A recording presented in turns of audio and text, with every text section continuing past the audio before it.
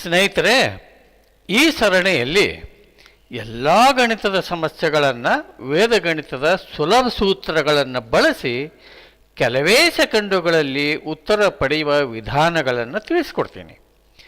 ಎಲ್ಲ ಸ್ಪರ್ಧಾತ್ಮಕ ಪರೀಕ್ಷೆಗಳಿಗೆ ತಯಾರಿ ನಡೆಸುತ್ತಿರುವ ನಿಮಗೆಲ್ಲ ಪುನಿಗಿನ್ಸ್ academy of creative teaching pact ವತಿಯಿಂದ ಹಾರ್ದಿಕ ಸ್ವಾಗತ. ಸ್ನೇಹಿತರೆ, ಈ ಭಾಗದೊಳಗೆ ಮೊದಲು ವೇದಗಣಿತದ ಸ್ಥೂಲ ಇತಿಹಾಸವನ್ನು ತಿಳ್ಕೊಳ್ಳೋಣ. ಆಮೇಲೆ ವೇದಗಣಿತದ ಸೂತ್ರಗಳನ್ನು ಬಳಸಿ ಗುಣಾಕಾರ, ಭಾಗಾಕಾರ ಮತ್ತು ವರ್ಗ ಪಡೆಯುವ ಒಂದೆರಡು ಕ್ಲಿಷ್ಟ ಸಮಸ್ಯೆಗಳನ್ನು ಬಿಡಿಸಿ ಉತ್ತರ ಪಡೆಯೋಣ. ಮತ್ತು ಆ ಸಮಸ್ಯೆಗಳಿಗೆ ಎಷ್ಟು ಕಡಿಮೆ ಸಮಯ ಹಿಡಿತಿದೆ ಅನ್ನೋದನ್ನು ನೋಡೋಣ.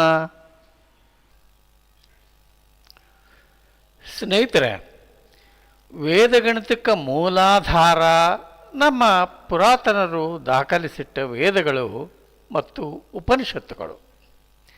ನಿಮಗೆ ಗೊತ್ತು, ವೇದಗಳು ಅಂದರೆ ಋಗ್ವೇದ, ಯಜುರ್ವೇದ, ಸಾಮವೇದ ಮತ್ತು ಅಥರ್ವ ಅಥವಾ ಅಥರ್ವಣ ವೇದ.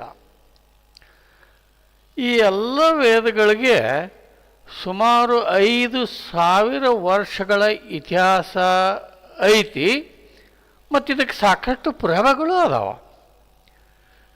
ಕ್ರಿಸ್ತ ಪೂರ್ವ 3500 ಸುಮಾರಿಗೆ ಸಿಂಧೂ ಕಣಿವೆಯ ಉತ್ಖನನದಲ್ಲಿ ವೇದಗಳ ಕುರುಹುಗಳು ಇದ್ದವು ಅಂತ ಹೇಳ್ತಾರೆ.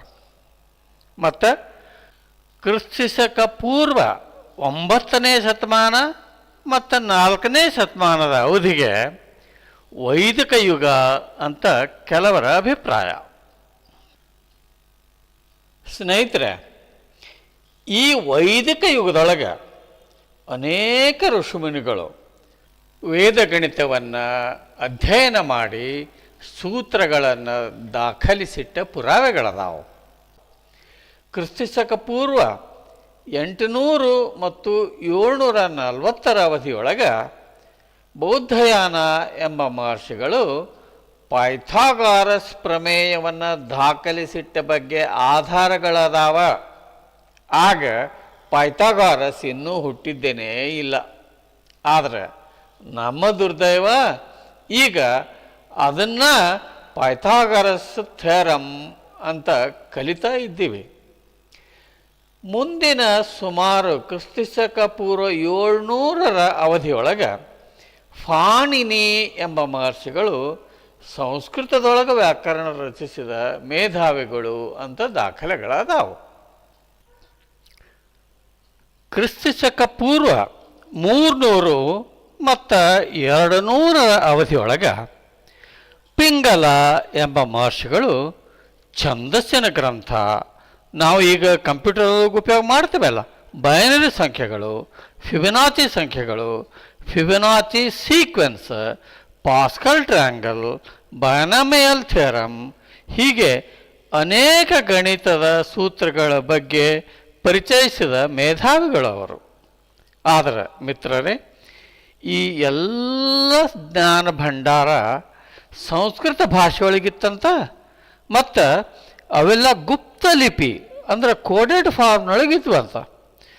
ಅವುಗಳನ್ನೆಲ್ಲ ವಿಶ್ಲೇಷಿಸಲಿಕ್ಕೆ, ಅರ್ಥ ಮಾಡಿಕೊಳ್ಳಿಕ್ಕೆ ಸಂಸ್ಕೃತದ ಪ್ರಕಾಂಡ ಪಂಡಿತರಿಗೆ ಮಾತ್ರ ಸಾಧ್ಯವಿತ್ತಂತ. ಸ್ನೇಹಿತರೆ, ನಿಮಗೆ ಹೇಳಿದ್ನಲ್ಲ, ಋಷಿ ಮುನಿಗಳು ದಾಖಲಿಸಿದ ವೇದವನ್ನು ಅರ್ಥ ಮಾಡಿಕೊಳ್ಳಿಕ್ಕೆ ಪ್ರಬುದ್ಧ ಸಂಸ್ಕೃತ ಪಂಡಿತರಿಗೆ ಮಾತ್ರ ಸಾಧ್ಯ ಇತ್ತು ಅಂತ. ಆ ಕಾರಣಕ್ಕಾಗಿನ ಎಲ್ಲ ಜ್ಞಾನ ಭಂಡಾರ ಧೂಳಿನೊಳಗೆ ಹುದುಗಿ ಹೋಗಿತ್ತು. ನಮ್ಮ ಸುದೈವ ಕ್ರಿಸ್ತ 19ನೇ ಶತಮಾನದೊಳಗೆ ಒಂದು ಆಶಾಕಿರಣ ಉದಯ ಆಯಿತು. ಈಗಿನ ತಮಿಳುನಾಡು ತಿರುನವೇಲಿ ಎಂಬ ಆಗಿನ ತಿನ್ನವೆಲ್ಲಿ ಎಂಬುದು ಒಂದು ಚಿಕ್ಕ ಹಳ್ಳಿಯಾಗಿತ್ತು. ಅಂದು ಕ್ರಿಸ್ತ 1884 ಮಾರ್ಚ್ 14ನೇ ತಾರೀಕು ಸಾಯಂಕಾಲದ ಸೂರ್ಯ ಮುಳುಗುವ ಸಮಯ. ಆಕಾಶದ ತುಂಬೆಲ್ಲ ಕೆಂಪು ಛಾಯೆ ಆವರಿಸಿತ್ತು. ಆದರೆ ಸಾಂಪ್ರದಾಯಿಕ ಕುಟುಂಬದ ನರಸಿಂಹ ಶಾಸ್ತ್ರಿಗಳ ಒಂದು ಚಿಕ್ಕ ಮನೆಯಲ್ಲಿ ಮನೆ ತುಂಬ ಬೆಳಕು ಚೆಲ್ಲಿದ ಒಂದು ಮಗು ಜನಿಸಿತ್ತು. ಆ ಮಗುವಿಗೆ ವೆಂಕಟ ಶಾಸ್ತ್ರಿಗಳು ಅಂತ ನಾಮಕರಣ ಮಾಡಿದರು. ಮಗು ಬೆಳೆದಂತೆ ಎಳೆ ವಯಸ್ಸಿನಲ್ಲಿಯೇ ಸಂಸ್ಕೃತ ಭಾಷೆಯ ಅಗಾಧ ಜ್ಞಾನ ಸಂಪಾದಿಸಿತ್ತು. ಗೆಳೆಯರೇ, ಆ ವೆಂಕಟಶಾಸ್ತ್ರಿಗಳೇ ಮುಂದೆ ಭಾರತಿ ಕೃಷ್ಣ ತೀರ್ಥಜಿ ಮಹರ್ಷಿಗಳಾದರು. ಅಥರ್ವಣ ವೇದವನ್ನು ಆಳವಾಗಿ ಅಭ್ಯಾಸ ಮಾಡಿದರು. ವೇದ ಗಣಿತದ ಪುನರುತ್ಥಾನಗೊಳಿಸಿದರು. ಶ್ರೀಗಳು ಕ್ರಿಸ್ತಶಕ 1911 ಮತ್ತು 1918ರಲ್ಲಿ ಅಥರ್ವಣ ವೇದವನ್ನು ಅಭ್ಯಸಿಸಿ ಅವುಗಳಲ್ಲಿಯ ಗಣಿತ ಸೂತ್ರಗಳನ್ನು ಬಳಸಿ 16 ಗ್ರಂಥಗಳನ್ನು ರಚಿಸಿದ್ರಂತ. ನಮ್ಮ ದುರದೃಷ್ಟ ಅವುಗಳೆಲ್ಲ ಪ್ರಕಟವಾಗದೆ ನಶಿಸಿ ಹೋದವಂತ. ಆದರೂ ಭಾರತೀ ಕೃಷ್ಣ ತೀರ್ಥಜಿಯವರು ಧೃತಿಗೆಡದೆ ತಮ್ಮ ಇಳಿ ವಯಸ್ಸಿನಲ್ಲಿ ಆರೋಗ್ಯ ಸರಿ ಇಲ್ಲದಿದ್ದರು 16 ಸೂತ್ರಗಳನ್ನು ಬಳಸಿ ಒಂದು ಗ್ರಂಥವನ್ನು ರಚಿಸಿದರು. ಅದೂ ಪ್ರಕಟವಾಗುವುದಕ್ಕಿಂತ ಮೊದಲೇ 1960ರಲ್ಲಿ ಶ್ರೀಗಳು ಮಹಾಸಮಾಧಿ ಹೊಂದಿದರು. ಆ ಗ್ರಂಥವು ಮುಂದೆ 1965ರಲ್ಲಿ ಪ್ರಕಟ ಆಯಿತು. ಅದೇ ಗ್ರಂಥ ಗಣಿತದ ಎಲ್ಲ ಸಮಸ್ಯೆಗಳಿಗೆ ಮೂಲಾಧಾರವಾಗಿದೆ.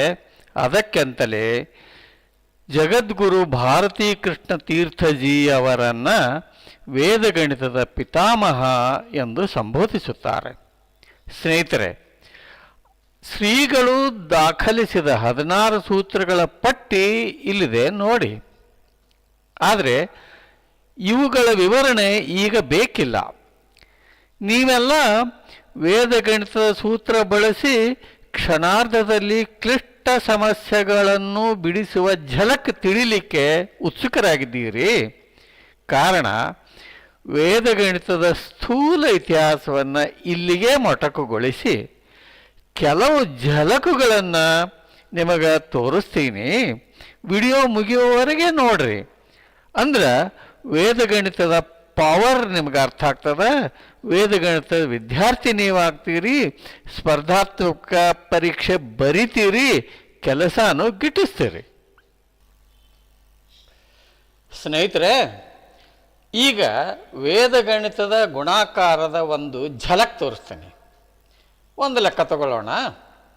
998 997 ಗುಣಾಕಾರ ಮಾಡಿ ಉತ್ತರ ಪಡಿಬೇಕಾಗೈತೆ. ಮೊದಲು ನಾವು ಕಲಿತ ವಿಧಾನವನ್ನು ಬಳಸಿ ಲೆಕ್ಕ ಮಾಡೋಣ. ನಾವೇನು ಮಾಡ್ತೀವಿ? ಮೊದಲು ಕೊಟ್ಟ ಲೆಕ್ಕ ಹಿಂಗೆ ಬರ್ಕೋತೀವಿ. 7ರಿಂದ 998ಗೆ ಗುಣಾಕಾರ ಮಾಡಿ ಒಂದು ಸಂಖ್ಯೆ ಪಡಿತೀವಿ. ಮುಂದೆ 9ರಿಂದ 998ಗೆ ಗುಣಾಕಾರ ಮಾಡಿ ಇನ್ನೊಂದು ಸಂಖ್ಯೆ ಪಡಿತೀವಿ. ಮತ್ತೆ 9ರಿಂದ 998ಗೆ ಗುಣಾಕಾರ ಮಾಡಿದರೆ ಇನ್ನೊಂದು ಸಂಖ್ಯೆ ಸಿಗ್ತದೆ. ಮುಂದೆ ಸಿಕ್ಕಂಥ ಈ 3 ಸಂಖ್ಯೆಗಳನ್ನು ಕೂಡಿಸಿದ್ರೆ ನಮಗೆ ಬೇಕಾದ ಉತ್ತರ ಸಿಗ್ತೈತಿ. ಅಂದರೆ ನಾವು ಕಲಿತ ಈ ವಿಧಾನದೊಳಗೆ ಈ ಲೆಕ್ಕ ಬಿಡಿಸೋಕ್ಕೆ 3 ಗುಣಾಕಾರದ ಪ್ರಕ್ರಿಯೆ ಮಾಡಬೇಕು, ಒಂದು 3 ಸಂಖ್ಯೆಗಳನ್ನು ಕೂಡಿಸುವ ಪ್ರಕ್ರಿಯೆಯನ್ನು ಮಾಡಬೇಕು. ಈಗ ಈ ವಿಧಾನ ಬಳಸಿ ಲೆಕ್ಕ ಬಿಡಿಸ್ರಿ. ಬಂದ ಉತ್ತರವನ್ನು ಮತ್ತು ಅದಕ್ಕೆ ಹಿಡಿದ ಸಮಯವನ್ನು ಬರೆದಿಡ್ರಿ. ನಾನು ಈಗ ವೇದಗಣಿತದ ವಿಧಾನ ತೋರಿಸ್ತೇನೆ. ಈ ವೇದಗಣಿತದ ಪ್ರಕ್ರಿಯೆಯೊಳಗೆ ಎಲ್ಲ ಮನಸ್ಸಿನಲ್ಲಿಯೇ ಮಾಡಿ ಉತ್ತರ ಪಡಿಬೇಕು. ಅದಕ್ಕೆ ನಾನು ಈಗ ಮನಸ್ಸಿನೊಳಗೆ ಲೆಕ್ಕ ಹಾಕಿ ಬರ್ಕೋತಾ ಹೋಗ್ತೀನಿ. ಅದಕ್ಕೆ ಎಷ್ಟು ಸಮಯ ಹಿಡಿತೈತಿ ನೀವು ಲೆಕ್ಕ ಹಾಕ್ರಿ. ಮೊದಲ ಆ್ಯಸ್ ಯೂಜ್ವಲ್ ಕೊಟ್ಟ ಲೆಕ್ಕ ಹಿಂಗೆ ಬರ್ಕೋಬೇಕು. ಇಲ್ಲೇ -2 ಅಂತ ಬರೀಬೇಕು, ಇಲ್ಲೇ -3 ಅಂತ ಬರೀಬೇಕು. ಮುಂದೆ -3 × -2 ಗುಣಾಕಾರ ಮಾಡಿದ್ರೆ 6 ಬಂತು. ಉತ್ತರದ ಬಲಭಾಗದೊಳಗೆ ನಾವು 6ರ ಬದಲು 006 ಅಂತ ಬರಿತೀವಿ. ಇದನ್ನು ಆಮೇಲೆ ನಿಮಗೆ ತಿಳಿಸ್ತೇನೆ ಯಾಕೆ 006 ಬರಿಬೇಕು ಅಂತ. ಇದು ಆದಮೇಲೆ ಮೊದಲ ಸಂಖ್ಯೆ 998ದೊಳಗೆ ಎರಡನೇ ಸಂಖ್ಯೆಯ ವ್ಯತ್ಯಾಸ 3 ಕಳೆದ್ರೆ 995 ಬಂತು. ಇದನ್ನು ಉತ್ತರದ ಎಡಭಾಗದಲ್ಲಿ ಬರೆದ್ರೆ ನಮಗೆ ಉತ್ತರ 995006 ಬಂತು. ಇಷ್ಟು ಮನಸ್ಸಿನಾಗ ಮಾಡಿ ಉತ್ತರ ಪಡೀಲಿಕ್ಕೆ ಎಷ್ಟು ಟೈಮ್ ಬೇಕ್ರಿ ಸ್ನೇಹಿತರೆ? ಈಗ ನಾವು ಮಾಡಿದಂಥ ಲೆಕ್ಕದ ವಿಧಾನವನ್ನು ತಿಳಿಸ್ಕೊಡ್ತೀನಿ, ಲಕ್ಷ್ಯ ಕೊಟ್ಟು ಕೇಳ್ರಿ. ಇಂಥ ಕೊಟ್ಟ ಸಂಖ್ಯೆಗಳ ಗುಣಾಕಾರ ಮಾಡಲಿಕ್ಕೆ ವೇದಗಣಿತದೊಳಗೆ ಒಂದು ಆಧಾರ ಸಂಖ್ಯೆ ಎನ್ನುವ ಒಂದು ಪರಿಕಲ್ಪನೆಯನ್ನು ನಾವು ಬಳಸ್ತೀವಿ. ಹಾಗಾದರೆ ಆಧಾರ ಸಂಖ್ಯೆ ಅಂದರೆ ಯಾವುದು? ಆಧಾರ ಸಂಖ್ಯೆ ಅಂದರೆ ಕೊಟ್ಟ ಸಂಖ್ಯೆಗಳಿಗೆ ಸಮೀಪವಿರುವ 10 ಅಥವಾ 10ರ ಗುಣಕದ ಸಂಖ್ಯೆ. ಅದಕ್ಕೆ ನಾವು ಆಧಾರ ಅಂತೀವಿ. ಉದಾಹರಣೆಗೆ 10, 100, 1000, 10,000 ಇತ್ಯಾದಿ. ಈಗ ಕೊಟ್ಟ ಸಂಖ್ಯೆಗಳು ಎಷ್ಟದಾವ? 998 ಮತ್ತು 997 ಅದಾವ. ಈ ಎರಡೂ ಸಂಖ್ಯೆಗಳಿಗೆ ಸಮೀಪದ 10ರ ಗುಣಕದ ಸಂಖ್ಯೆ ಅಂದ್ರೆ 1000. ಅದಕ್ಕೆ ಈ ಲೆಕ್ಕ ಬಿಡಿಸಲಿಕ್ಕೆ ನಾವು ಆಧಾರ ಅಂಥೇಳಿ 1000 ತಗೋತೀವಿ. ಹಾಗಾದ್ರೆ ಈ ಆಧಾರ ಹೆಂಗೆ ಬಳಸ್ಕೋತೀವಿ ಲೆಕ್ಕ ಬಿಡಿಸಲಿಕ್ಕೆ? ಕೊಟ್ಟ ಸಂಖ್ಯೆಯೊಳಗೆ ಆಧಾರ ಕಳೆದು ಬಂದ ಸಂಖ್ಯೆಗೆ ನಾವು ವ್ಯತ್ಯಾಸ ಅಂತ ಕರಿತೀವಿ. 998 -1000 is equal to -2. 997 -1000 is equal to -3. ಈ -2 ಮತ್ತು -3ಯನ್ನು ಮೇಲೆ ಹೇಳಿದಂತೆ ಬರ್ಕೋತೀವಿ. ಆಮೇಲೆ -2 × -3 is equal to 6 ಬಂತು. ಅದರ ಉತ್ತರದ ಬಲಭಾಗದೊಳಗೆ 006 ಅಂತ ಬರೆದ್ವಿ. ಹಿಂಗ್ಯಾಕೆ ಅದನ್ನು ಹೇಳ್ತೇನೆ ಕೇಳ್ರಿ. ಈ ಲೆಕ್ಕ ಬಿಡಿಸಲಿಕ್ಕೆ ನಾವು ಆಧಾರ ಎಷ್ಟು ತಗೊಂಡೀವಿ? 1000. 1ರ ಮುಂದೆ ಎಷ್ಟು ಶೂನ್ಯಗಳದಾವ? 3 ಶೂನ್ಯಗಳದಾವ. ಅದಕ್ಕೆ ನಮ್ಮ ಬಲಭಾಗದ ಉತ್ತರದಲ್ಲಿಯೂ 3 ಅಂಕಿಗಳಿರಬೇಕು. ಇದು ನಿಯಮ. ಅದಕ್ಕೆ ನಾವು 6ಅನ್ನು 006 ಅಂತ ಬರೆದ್ವಿ. ಇದಾದ ನಂತರ ಮೊದಲ ಸಂಖ್ಯೆ 998ದೊಳಗೆ ಎರಡನೇ ಸಂಖ್ಯೆ ವ್ಯತ್ಯಾಸ 3 ಕಳೆದ್ರೆ 995 ಬಂತು. ಹಿಂಗೆ 997 -2 ಮಾಡಿದ್ರೂ 995 ಬಂತು. ಇದನ್ನು ನೀವು ಅಬ್ಸರ್ವ್ ಮಾಡ್ಕೋಬೇಕು. ಇದು ಉತ್ತರದ ಎಡಗಡೆಯ ಸಂಖ್ಯೆ ಆಯಿತು. ಈ ಪ್ರಕ್ರಿಯೆ ಹೆಂಗೆ ಮಾಡಬೇಕು ಅಂತ ಗೊತ್ತಾದ ಮೇಲೆ ಮನಸ್ಸಿನೊಳಗೆ ಉತ್ತರ ಪಡೀಲಿಕ್ಕೆ ಕೆಲವೇ ಸೆಕೆಂಡ್ಗಳು ಸಾಕಲ್ವೇನ್ರಿ ಸ್ನೇಹಿತರೆ? ಇನ್ನೊಂದು ಇಂಟ್ರೆಸ್ಟಿಂಗ್ ಗುಣಾಕಾರದ ಝಲಕ್ ತೋರಿಸ್ತೀನಿ ನೋಡ್ರಿ. ಒಂದು ಲೆಕ್ಕ ತಗೊಳ್ಳೋಣ. ಇದರೊಳಗೆ 10,008 9,997ರಿಂದ ಗುಣಿಸಿ ಉತ್ತರ ಪಡಿಬೇಕಾಗೈತಿ. ಈ ಲೆಕ್ಕದಾಗ ನಾವು ಕಲಿತ ವಿಧಾನ ಬಳಸಿ ಉತ್ತರ ಪಡಿಬೇಕಾದ್ರೆ 4 ಗುಣಾಕಾರದ ಪ್ರಕ್ರಿಯೆ ಮತ್ತು 4 ಸಂಖ್ಯೆಗಳನ್ನು ಕೂಡಿಸಿ ಉತ್ತರ ಪಡಿಬೇಕು. ಅದು ನಿಮಗೆ ಗೊತ್ತು. ಈ ವಿಧಾನ ಬಳಸಿ ಲೆಕ್ಕ ಬಿಡಿಸ್ರಿ. ಬಂದ ಉತ್ತರ ಮತ್ತು ಬೇಕಾದ ಸಮಯ ಬರೆದಿಡ್ರಿ. ಇಲ್ಲೇ ವೇದಗಣಿತದ ವಿಧಾನವನ್ನು ಮಾತ್ರ ನಿಮಗೆ ತಿಳಿಸ್ತೇನೆ. ಮೊದಲಿನ ವಿಧಾನಕ್ಕೆ ಈ ಲೆಕ್ಕದ ವಿಧಾನಕ್ಕೆ ಸ್ವಲ್ಪ ಬದಲಾವಣೆ ಐತಿ. ಆ ಬದಲಾವಣೆ ನಿಮಗೆ ತಿಳಿಸ್ಬೇಕಂತನ ಈ ಲೆಕ್ಕ ಆರಿಸ್ಕೊಂಡೇನೆ. ಸ್ನೇಹಿತರೆ, ಆ್ಯಸ್ ಯೂಶ್ವಲ್ ಕೊಟ್ಟ ಲೆಕ್ಕ ಹಿಂಗೆ ಬರ್ಕೊಳ್ಳೋಣ. ಇದರೊಳಗೆ ಬೇಕಾದ ಉತ್ತರದ ಎಡಭಾಗ ಇನ್ನೊಂದು ಬಲಭಾಗ ಇರ್ತಾವೆ. ಮೊದಲು ಕೊಟ್ಟ ಸಂಖ್ಯೆಗಳ ಆಧಾರ ಸಂಖ್ಯೆಯನ್ನು ಪಡೆಯೋಣ. ಕೊಟ್ಟ ಸಂಖ್ಯೆಗಳು ಯಾವುವು? 10,008 ಮತ್ತು 9,997 ಅದಾವೆ. ಈ ಎರಡೂ ಸಂಖ್ಯೆಗಳಿಗೆ ಸಮೀಪದ 10ರ ಗುಣಕದ ಸಂಖ್ಯೆ ಅಂದ್ರೆ 10,000. ಅದಕ್ಕೆ ಈ ಲೆಕ್ಕ ಬಿಡ್ಸಕ್ಕೆ ಆಧಾರ 10,000 ಅಂತ ತಗೊಳ್ಳೋಣ. ಮುಂದೆ 10,008 minus 10,000 is equal to plus 8 ಬಂತು. 9,997 ಮೈನಸ್ 10,000 ಅಂದ್ರೆ -3 ಬಂತು. ಇವು ವ್ಯತ್ಯಾಸಗಳಾದವು.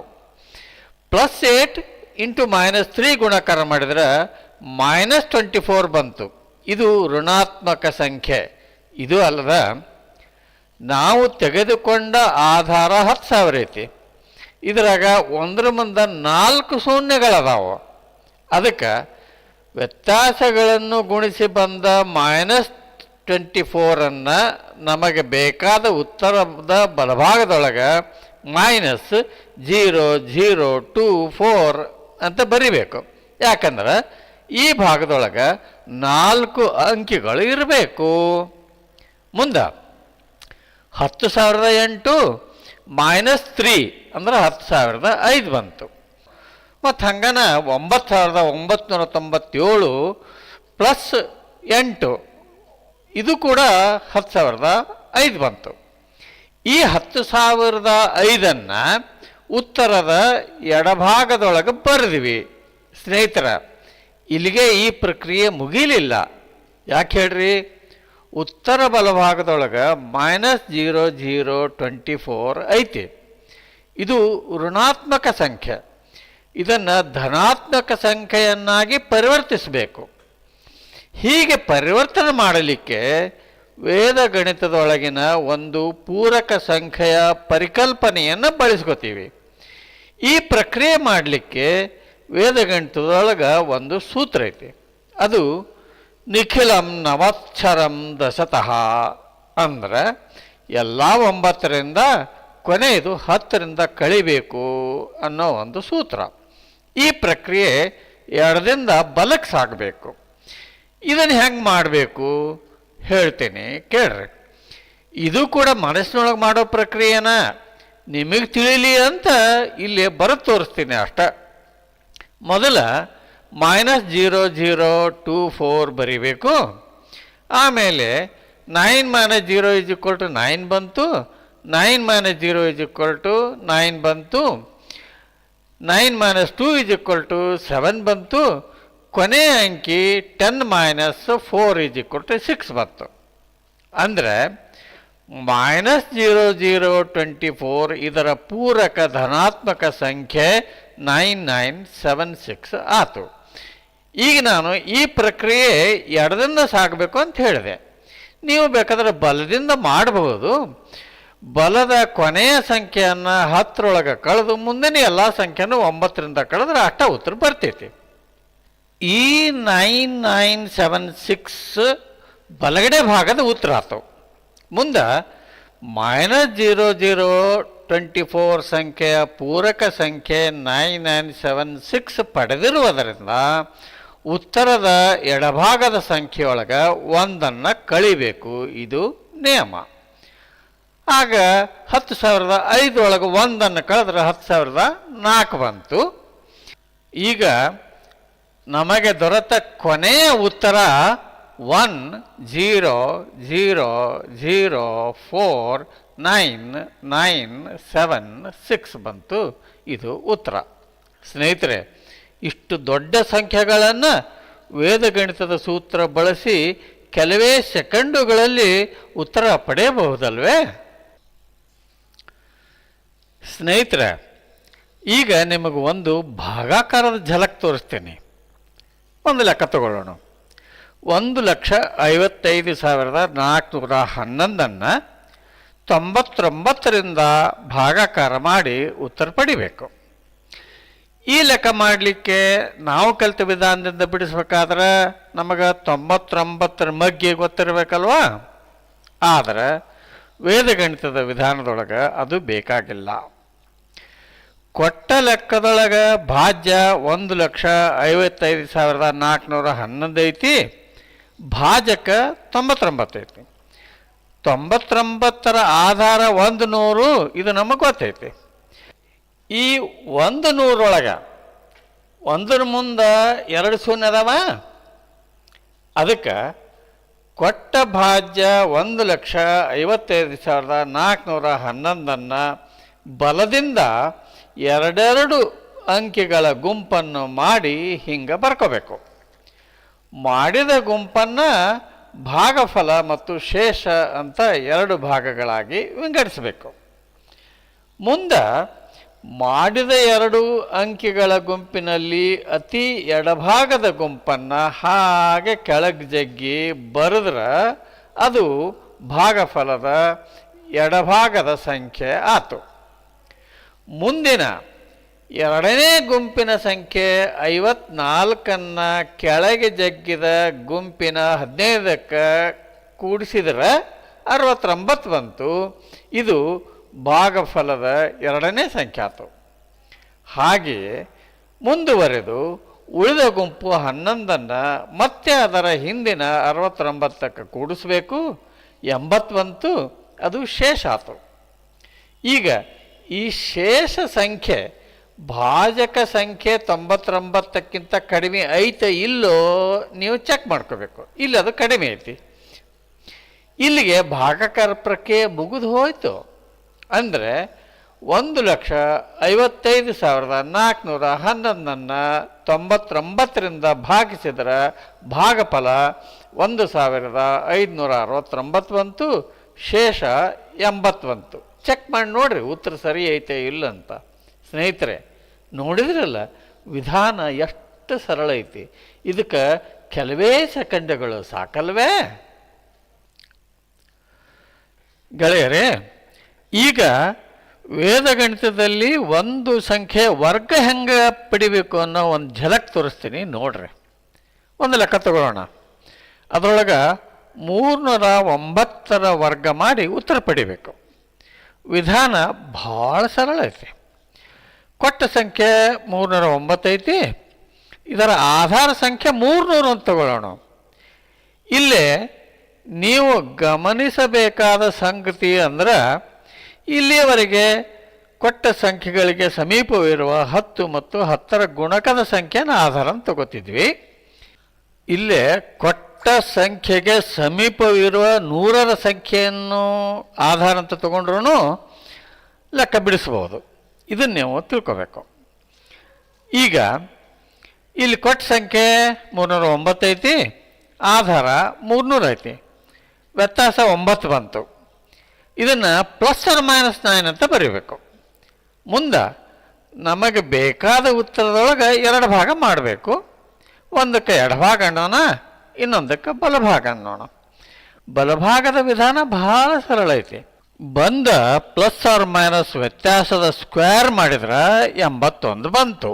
ಇದು ಬಲಗಡೆಯ ಉತ್ತರ ಆಯಿತು. ನೆನಪಿರಲಿ, ಬಲಭಾಗದ ಸಂಖ್ಯೆಯೊಳಗೆ 2 ಅಂಕಿಗಳು ಇರಬೇಕು. ಇದು ನಿಯಮ. ಮುಂದೆ ಎಡಭಾಗದ ಉತ್ತರ ಪಡೀಲಿಕ್ಕೆ ಒಂದು ಸಮೀಕರಣ ಬಳಸ್ತೀವಿ. ಅದು ಕೊಟ್ಟ ಸಂಖ್ಯೆ ಪ್ಲಸ್ ವ್ಯತ್ಯಾಸ ಇಂಟು ಕೊಟ್ಟ ಸಂಖ್ಯೆ ಮೈನಸ್ ವ್ಯತ್ಯಾಸ /100. ನೆನಪಿರಲಿ, ಯಾವಾಗಲೂ 100ರಿಂದನ ಭಾಗಾಕಾರ ಮಾಡಬೇಕು. ಈ ಸಮೀಕರಣ ಬಿಡಿಸಿದ್ರೆ 954 ಬಂತು. ಇಲ್ಲಿಗೆ ವರ್ಗ ಪಡೆಯುವ ಪ್ರಕ್ರಿಯೆ ಮುಗೀತು. ಅಂದರೆ 309ರ ವರ್ಗ 95481 ಬಂತು. ಸ್ನೇಹಿತರೆ, ಈಗ ಕೊನೆಯದಾಗಿ ಇನ್ನೊಂದು ಸಂಖ್ಯೆಯ ವರ್ಗವನ್ನು ಪಡೆಯುವ ಲೆಕ್ಕ ಬಿಡಿಸೋಣ. ಆ ಲೆಕ್ಕದಲ್ಲಿ 20,011ರ ವರ್ಗ ಮಾಡಿ ಉತ್ತರ ಪಡಿಬೇಕು. ಮೊದಲಿನ ವಿಧಾನಕ್ಕಿಂತ ಇದರೆಲ್ಲ ಸ್ವಲ್ಪ ಬದಲಾವಣೆ ಐತಿ. ಅದರ ಕಡೆ ನೀವು ಲಕ್ಷ್ಯ ಕೊಡ್ರಿ. ಕೊಟ್ಟ ಸಂಖ್ಯೆ 20,011 ಐತಿ. ಇದರ ಆಧಾರ 20,000 ಅಂತ ತಗೊಳ್ಳೋಣ. ವ್ಯತ್ಯಾಸ +or-11 ಬಂತು. ಮೊದಲಿನಂತೆ ಉತ್ತರದ ಎಡಭಾಗ ಮತ್ತು ಬಲಭಾಗ ಅಂತ 2 ಭಾಗ ವಿಂಗಡಿಸೋಣ. ಬಲಭಾಗದೊಳಗೆ +or- ವ್ಯತ್ಯಾಸದ ವರ್ಗ 121 ಬಂತು. ಎಡಭಾಗದೊಳಗೆ ಹಿಂದಿನ ಲೆಕ್ಕದಂತೆ ಸಮೀಕರಣ ಉಪಯೋಗಿಸಿ ಬಿಡಿಸಿದ್ರೆ 4004400 ಬಂತು. ಆದ್ರೆ ಉತ್ತರದ ಬಲಭಾಗದೊಳಗೆ ಎರಡೇ ಸಂಖ್ಯೆ ಇರಬೇಕು, ಇದು ನಮ್ಗೆ ಗೊತ್ತೈತಿ. ಅದಕ್ಕೆ 1 to 1ದಲ್ಲಿಯ 1ಅನ್ನು ಎಡಭಾಗದ ಉತ್ತರಕ್ಕೆ ಕೂಡಿಸಿದ್ರೆ 4004401 ಬಂತು. ಇದು ಉತ್ತರದ ಎಡಭಾಗದ ಸಂಖ್ಯೆ ಆಯಿತು. ಹಾಗಾದ್ರೆ ಇಲ್ಲಿಗೆ ವರ್ಗ ಪಡೆಯುವ ಪ್ರಕ್ರಿಯೆ ಮುಗೀತು. ಕೊನೆಯ ಉತ್ತರ 20,011ರ ವರ್ಗ ಈಸ್ ಈಕ್ವಲ್ ಟು 400440121. ನೋಡಿದ್ರಲ್ಲ ಮಿತ್ರರೇ, ವಿಧಾನ ಎಷ್ಟು ಸುಲಭ ಐತಿ. ಇಷ್ಟು ದೊಡ್ಡ ಸಂಖ್ಯೆಯ ವರ್ಗವನ್ನು ಕೆಲವೇ ಸೆಕೆಂಡುಗಳಲ್ಲಿ ಬಿಡಿಸಿ ಉತ್ತರ ಪಡೆದುವಲ್ವೇ. ಸ್ನೇಹಿತರ, ನೋಡಿದ್ರಲ್ಲ ವೇದಗಣಿತದ ವಿಧಾನಗಳು ಎಷ್ಟು ಸರಳದಾವ. ಗಣಿತದ ಕ್ಲಿಷ್ಟ ಸಮಸ್ಯೆಗಳನ್ನು ಮನಸ್ಸಿನಲ್ಲಿಯೇ ಬಿಡಿಸಿ ಕೆಲವೇ ಸೆಕೆಂಡುಗಳಲ್ಲಿ ಉತ್ತರ ಪಡೆಯಬಹುದಲ್ವಾ. ನಾನು ಮೊದಲೇ ಹೇಳ್ದಂಗೆ ಇದು ಝಲಕ್ ಮಾತ್ರ. ಮುಂದಿನ ವಿಡಿಯೋಗಳಲ್ಲಿ ವಿವರವಾಗಿ ಗುಣಾಕಾರ, ಭಾಗಾಕಾರ, ಸಂಕಲನ, ವ್ಯವಕಲನ, ವರ್ಗ, ವರ್ಗಮೂಲ, ಘನ, ಘನಮೂಲ, ಸಂಖ್ಯಾ ಸರಣಿಗಳ ರಹಸ್ಯ ಭೇದಿಸುವುದು, ಶೂನ್ಯಗಳ ಹುಡುಕಾಟ, ಪ್ರತಿಶತ ಸಮಸ್ಯೆಗಳು, ಭಿನ್ನ ರಾಶಿ, ಅನುಪಾತ, ಸಮಾನುಪಾತ, ಹೀಗೆ ಅನೇಕ ಸ್ಪರ್ಧಾತ್ಮಕ ಪರೀಕ್ಷೆಯೊಳಗಿನ ಆಯ್ದ ಪ್ರಶ್ನೆಗಳನ್ನು ಬಿಡಿಸುವ ವಿಧಾನ ಹೇಳ್ಕೊಡ್ತೀನಿ. ನೀವು ಈ ಚಾನಲ್ಗೆ ಸಬ್ಸ್ಕ್ರೈಬ್ ಮಾಡಿರಿ, ನಿಮ್ಮ ಗೆಳೆಯರಿಗೂ ಸಬ್ಸ್ಕ್ರೈಬ್ ಮಾಡಲಿಕ್ಕೆ ಹೇಳ್ರಿ. Thank you very much.